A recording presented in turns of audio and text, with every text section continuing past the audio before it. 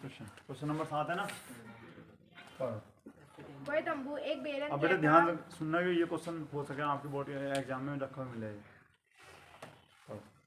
कोई तंबू एक बेलन के आकार का है जिस पर एक शंकु अध्यारोपित है। यदि बेलनाकार भाग की ऊंचाई और व्यास क्रमशः 2.1 मीटर और 4 मीटर है तथा शंकु की तिर्यक ऊंचाई 2.8 मीटर है, तो इस तंबू को बनाने में प्रयुक्त कैनवस का क्षेत्रफल ज्ञात कीजिए। साथ ही ₹500 प्रति मीटर स्क्वायर की दर से इसमें प्रयुक्त कैनवस की लागत ज्ञात कीजिए। यहाँ पर देख लीजिए बेटा एक बार क्वेश्चन आराम से पढ़ो क्या था। कोई तंबू एक बेलन के आकार का अब है। यहाँ पर देखिए कोई तंबू है और भैया वो बेलन के आकार का है, ठीक है। किस आकार का भैया?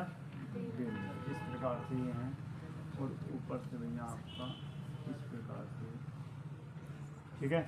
और तंबू है, तंबू तो देखा होगा ना आपने, ये होता है इस प्रकार, ठीक है ना। ये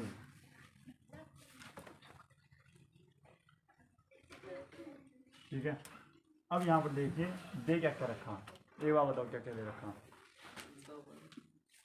बेलनाकार भाग की ऊंचाई। अब यहाँ पर देखिए, अब कोई बता सकता है ये बेलनाकार भाग इसमें कौन सा है? तो नीचे वाला। कितनी ऊंचाई दे रखी हुई है इसकी? 2.1।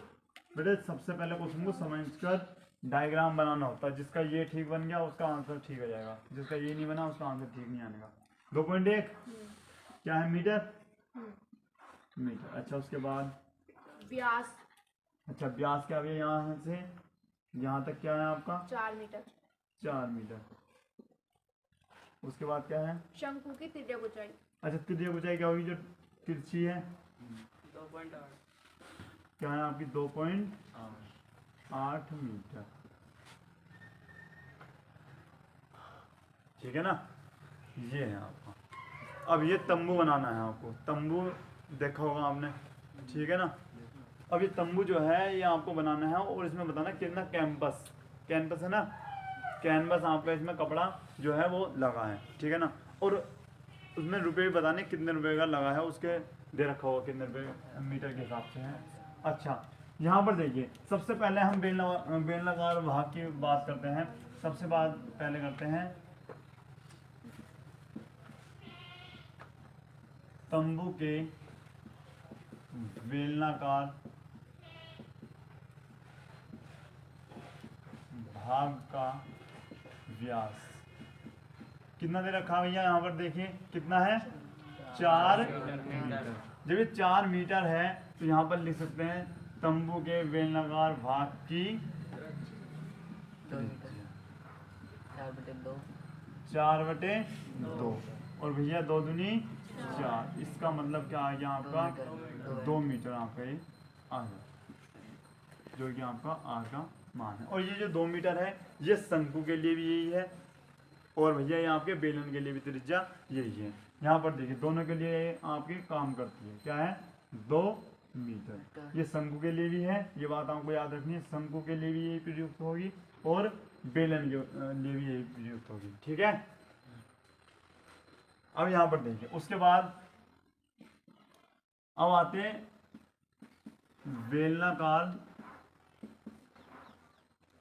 भाग की ऊंचाई। ऊंचाई कितनी दे रखी है? वहां पर देखिए 2.1 मीटर ये आपकी ऊंचाई दे रखी। इतनी बात समझ में आ गई आपकी।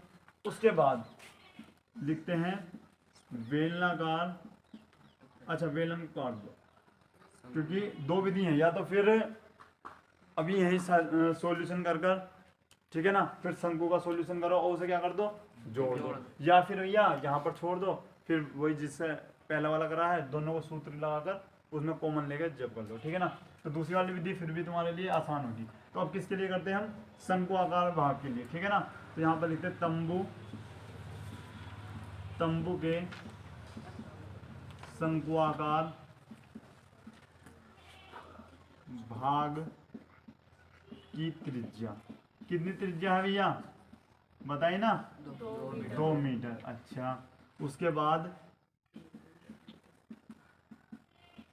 की तिर्यक ऊंचाई क्या लिखोगे? तिर्यक ऊंचाई।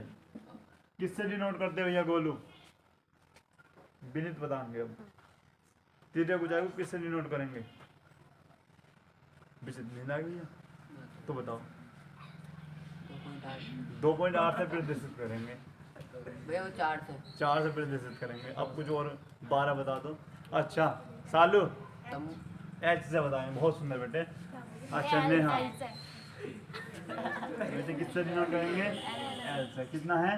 2.8 मीटर बताया हुआ है भैया। ये जो आपकी त्रिज्या ऊंचाई होती है इसे किससे डिनोट करते हो आप? एल से। एल मीटर भी लिख सकते हैं। क्या पता होगा? इतनी तो मालूम होगी त्रिज्या ऊंचाई को एल से और बाकी ऊंचाई को एच से। ठीक है ना। अब क्या करते हैं आप? तंबू का तंबू जो आपका शंकु आकार भाग है मतलब त्रिज्या होगी आपकी और भैया एल जो कि लंबाई आपकी आ गई। अब क्या निकालना आपका? पृष्ठीय क्षेत्रफल। या फिर लिख सकते हैं तंबू का पृष्ठीय क्षेत्रफल। अच्छा या फिर ऐसे भी लिख सकते हैं तंबू बनाने में लगाया गया कैंपस का क्षेत्रफल। ऐसे लिखूं बड़ा करके अभी चले जाते या फिर न लिख सकते हो। क्या बताया मैंने कि तंबू बनाने में लगाया गया कैंपस का क्षेत्रफल। कैंपस यानी जो कपड़ा होगा वो उसे। या फिर डायरेक्ट लिख दो तंबू का पृष्ठीय क्षेत्रफल। अच्छा क्या क्या होगा? बेलन का पृष्ठीय क्षेत्रफल और प्लस शंकु का पृष्ठीय क्षेत्रफल। आगे बात समझ में। तो भाई लिखते हैं यहाँ पर बेलनाकार भाग का क्षेत्रफल। बेलनाकार भाग का वक्र पृष्ठीय क्षेत्रफल और प्लस में क्या करना आपको? शंकु आकार का वक्र पृष्ठीय क्षेत्रफल। बताओ ये क्या क्या फॉर्मूला है? बेलन में क्या बताया था अभी? 2πr/h और उसका क्या बताया भैया? πr/h। ठीक है ना बेटा। कोई सिलो में एच भी बोल रहा हूँ कोई दिक्कत नहीं है। याद कर लिया अच्छे से। झपकी लग गई होंगी। ठीक है ना। यहाँ पर दिख रहा? अच्छा यहाँ पर क्या कॉमन आ रहा है? पाई और आर। क्या बच रहा आपका? एच और यहाँ से क्या बच रहा आपका? एल बच रहा। ठीक है ध्यान से देखो यही बच रहा है। पाई और आर आपका कॉमन है। 2h और प्लस एल। ठीक है बेटा। सबको तैयार है ना? किसी से भी कुछ भी पूछा जा सकता। पाई का मान क्या है आपका? 22/7 और भैया उसके बाद आर का मान कितना आपका? 2 और 2। एच का मान कितना आपका? 2.1 बेटा आपका लिखा नहीं क्या मैंने? 2.1 ना मतलब लिखा। अच्छा ये ऊंचाई यहाँ पर मैं एच लिख सकता हूँ। एच बराबर आपका 2.1। अच्छा प्लस में क्या है यहाँ आपका? एल। एल कितना आपका? 2.8 ठीक है भाई। अब यहाँ पर आप कैलकुलेशन करो। क्या है आपका? 22/7 गुणा क्या है आपका? 2 और यहाँ पर करो ये आपका आगा 4.2 प्लस 2.8। ठीक है भैया। अब इसे आप जोड़ दो 22/7 गुणा 2। अच्छा जोड़ लेने ये आ रहा। ठीक है और ये भैया अगर आप इसको इस प्रकार से कर सकते हो तो ये आपको कितना जाएगा? 7 बार और 7 से ही 7 गया। कितना आ रहा आपका? 44 मीटर स्क्वायर। ठीक है बेटा ये आंसर नहीं है। ठीक है ना। Metre square. ठीक है ना। अब मुझे बताओ क्या दे रखा था और क्वेश्चन में? लास्ट वाली लाइन पढ़ो एक बार जल्दी पढ़ो। साथ ही 500 रुपये प्रति मीटर की दर से इसमें प्रयुक्त कैनवस की लागत ज्ञात कीजिए। मतलब कहना है कि 1 मीटर स्क्वायर कैनवस की लागत कितने रुपए भैया? 1 मीटर स्क्वायर के लिए 500 रुपये। कितने रुपए? 500 रुपये। तब अब 1 मिनट भैया आप चुप रहना सब। जिससे पूछा जाएगा वही बताएंगे। तब 44 मीटर स्क्वायर कैनवस की लागत। पूछो भैया। मैं ट्यूशन छोड़ दो भैया बहुत क्वेश्चन पूछे हैं।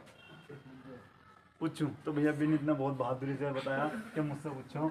अच्छा भैया विनीत, 1 मीटर कैंपस में 500 रुपये की लागत आ रही है, तो 44 में कितने की लागत आएंगे भाई ये बता दो। भाग करनी है गुणा, बाकी कुछ नहीं है, वो मैं करूँगा। गुणा करनी, बहुत सुंदर भैया, सही बता रहे हैं।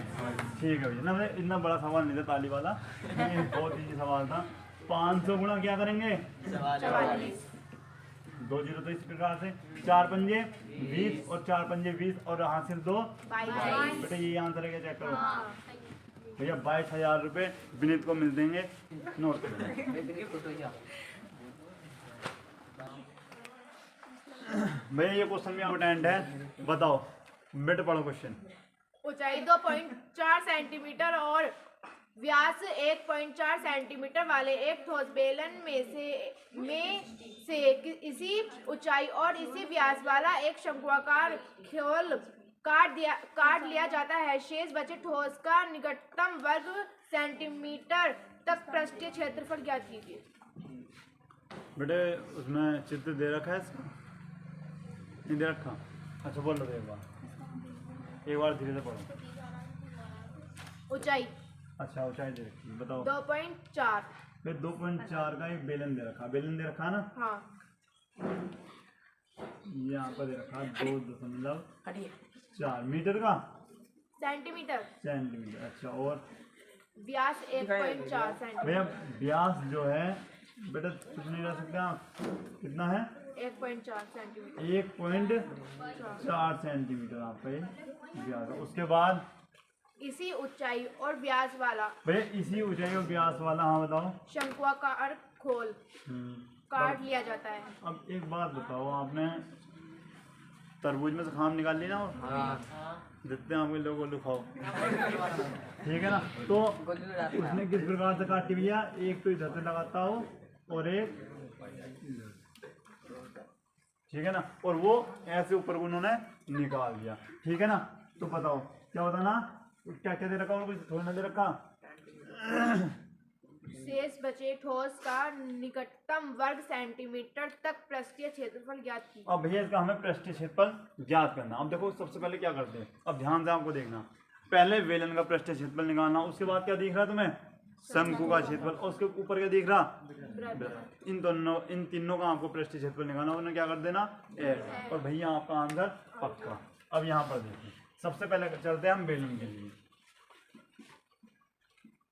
बेलन की ऊंचाई बताओ जल्दी से कितनी भैया, h बराबर क्या है आपकी 2.4 सेंटीमीटर। अच्छा उसके बाद व्यास भी दे रखा भैया, बेलन का व्यास, बेलन का व्यास कितना है आपका 1.4 सेंटीमीटर। उसके बाद भैया बेलन की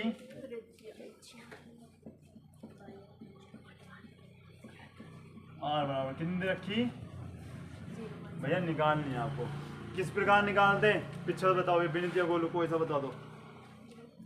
अब तो बता दोगे ना त्रिज्या, कैसे निकाल लेंगे तुम्हें बताओ भाई, ना पता, तुम बताओ भाई, ना पता विचित्र, कैसे निकाल लेंगे त्रिज्या निकालनी, ब्याज दे रखा त्रिज्या निकालनी भैया। जब भी, अब तुम भी ध्यान सुन लो, जब भी ब्याज दे रखा हो और त्रिज्या निकालनी हो, जो भी ब्याज है उसके नीचे आपको क्या लगा देना है, ये आपकी त्रिज्या निकालनी। अब आई बात समझ में भैया, कितनी बार करता हूँ आप ये 7 बार, तो 0.7 सेंटीमीटर आपकी आती है, ये आपकी आ जाती है। साफ दिख रहा ना। अब करते क्या है, ये तो आपका हो गया बेलन के लिए, अब लिखते हैं आप शंकु के लिए। क्या लिखते हैं, शंकु के लिए, शंकु या फिर शंकु आकार लिख सकते हैं, कुछ भी लिख सकते हैं आप, लिख दूं ना मैं, शंकु की त्रिज्या। अब मैंने आपको क्या बताया भैया, जो त्रिज्या बेलन की होगी वही त्रिज्या क्या होगी आपकी शंकु की। तो कितनी है 0.7 सेंटीमीटर।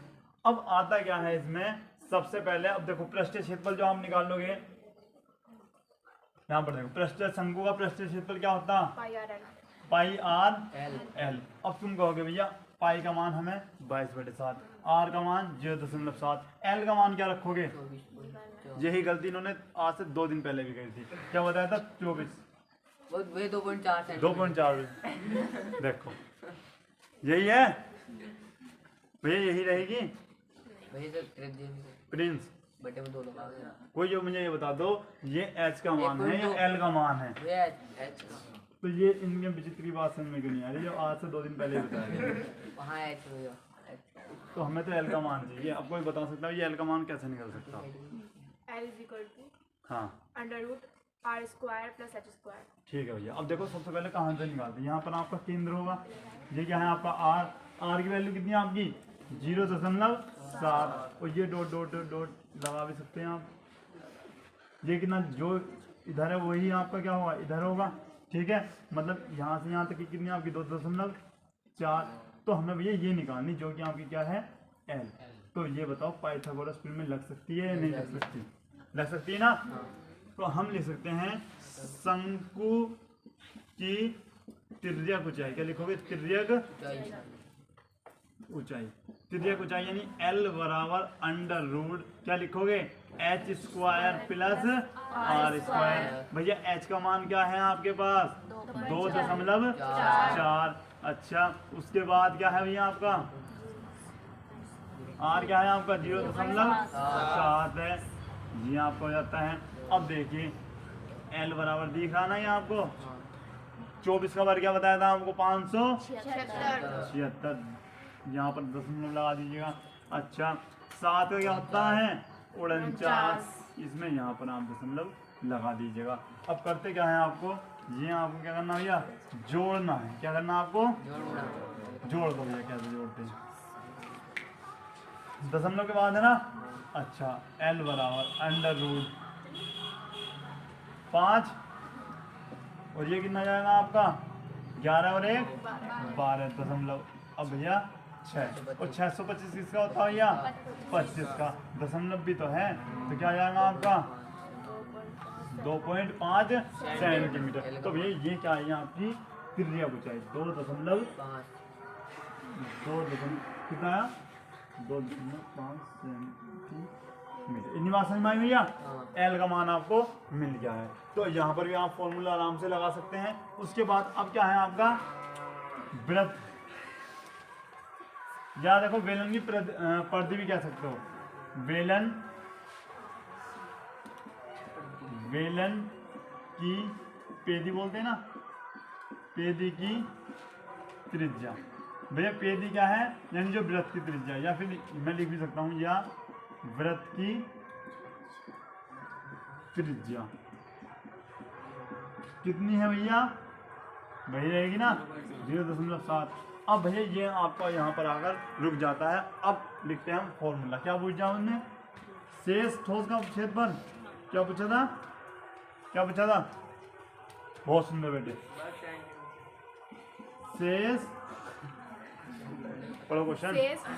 शेष बचे ठोस का निकटतम। शेष बचे ठोस का निकटतम। ठोस का निकटतम वर्ग सेंटीमीटर। निकटतम क्षेत्रफल पृष्ठीय क्षेत्रफल।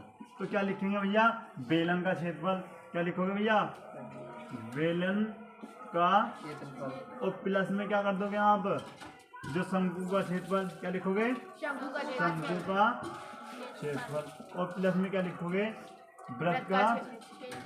वृत्त की जगह आप ये भी लिख सकते हो बेलन की परिधि की, बेलन का वो वृत्त का क्षेत्रफल आप यहाँ पर लिख सकते हो। अच्छा बेलन का क्षेत्रफल क्या है भैया आपका? अच्छा फॉर्मूला लिखना ना क्या है आपका? 2πr है।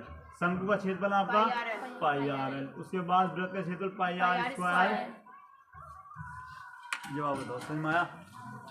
अब देखो अब या तो भैया इनकी कैलकुलेशन कर लो या फिर इसमें से कॉमन ले लो। पहले कॉमन क्या आ रहा है आपका? पहले आपका क्या आ रहा है? यहाँ देखो जो सब में हो पाई। और पहली बात सुन लो, अगर जिस पे कॉमन नहीं आता वो भैया दूसरी विधि से कर लेना, जैसे मैंने आज से 2 दिन पहले क्वेश्चन करवाए थे, ठीक है ना। मतलब पहले बेलन का क्षेत्रफल निकाल लिया, फिर शंकु का क्षेत्रफल निकालना और फिर उसके बाद वृत्त का क्षेत्रफल निकालना। तीनों के क्षेत्रफल निकाल कर उसे हमने क्या कर दिया? या फिर ऐसा कर लो भैया, क्या चीज कॉमन आई है आपकी? पाई। और कौन सी चीज है सब में? आर। तो यहाँ से क्या बच रहा है आपका? 2 और क्या बच रहा है आपका? एच। यहाँ से क्या बच रहा है भैया आपका? एल। और यहाँ से क्या बच रहा है? अगर आप पर कॉमन लेना नहीं आता तो विनित इससे वो मत करना आप, वही ठीक है ना। अरे पाई का यहाँ पर दिख रहा ना, पाई का मान क्या है? 22/7। और आर का मान क्या है आपका? 0.7। 0.7। अच्छा, 2। एच का मान 2.4। एल का मान कितना है? और आर का मान 0.4। ठंड तो ना लगे भैया? भैया मुझे लगे। यहाँ पर देखिए इससे कट जाता तो 0.1 आपका आ जाता है, तो आपका आता है 22 गुणा 0.1 और गुणा ये देखो 4.8 आएगा, 4.8। और ये क्या है आपका? प्लस 2.5 और प्लस में 0.7 जोड़ कर बताओ क्या है आपका। जिस पर जोड़ना नहीं आता ये लास्ट बार देख लो किस प्रकार से जोड़ा था, क्योंकि कई बार मैंने आपको बता दिया है। दशमलव के नीचे भैया दशमलव लगाना है और इस प्रकार से आप जोड़ दो। अब तो जोड़ सकते हैं ना। 8 5 13 13 7 20 13 7 20 का 0 हासिल 2 4 4 8। क्या रहा भैया आपका? ये क्या रहा? 8। ठीक है ना। और भैया दशमलव आप हटाइएगा तो क्या लिख जाता है आपका यहाँ पर? 0, मतलब 10 हो जाता है। 8 दूनी 16, यहाँ पर देखिए 8 दूनी 16 और 8 दूनी 16 1 17/10। नीचे कितने 0? 1 0, तो पीछे से एक संख्या पहले आपका दशमलव लग जाता है, तो 17.6 मीटर स्क्वायर बेटा। या फिर ऐसे आप लगभग में लिख सकते हो। कैसे करोगे आप? इस प्रकार से ये लगभग का चिन्ह होता है, लगभग 18 मीटर स्क्वायर। देखो लकड़ी की एक ठोस बेलन के प्रत्येक सिरे पर एक अर्धगोला खोद कर निकालते हुए एक वस्तु बनाई गई है, जैसा कि आकृति में आपको बोर्ड पर दिख रही होगी।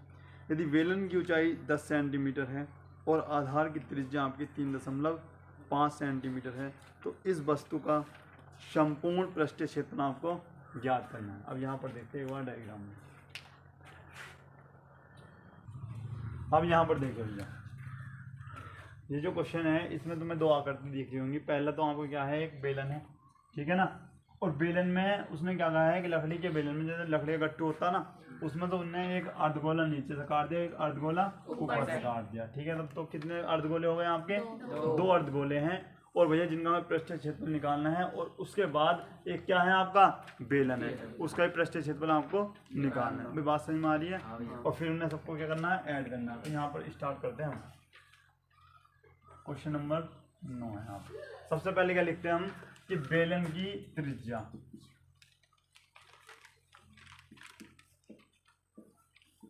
बेलन की त्रिज्या।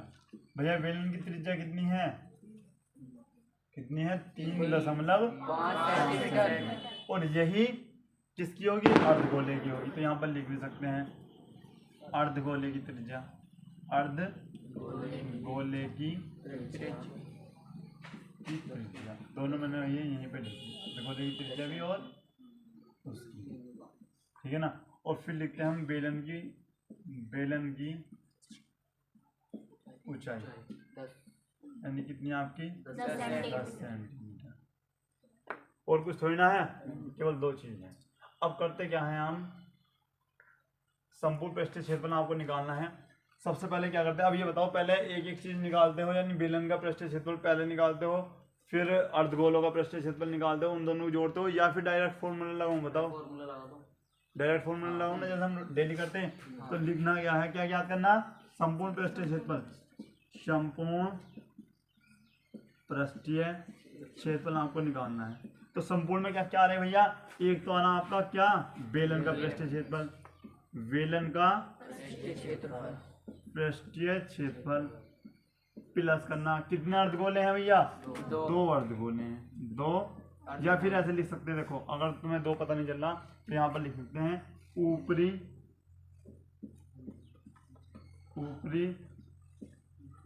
अर्धगोले का पृष्ठीय क्षेत्रफल, और प्लस में क्या लिखोगे? निचले निचले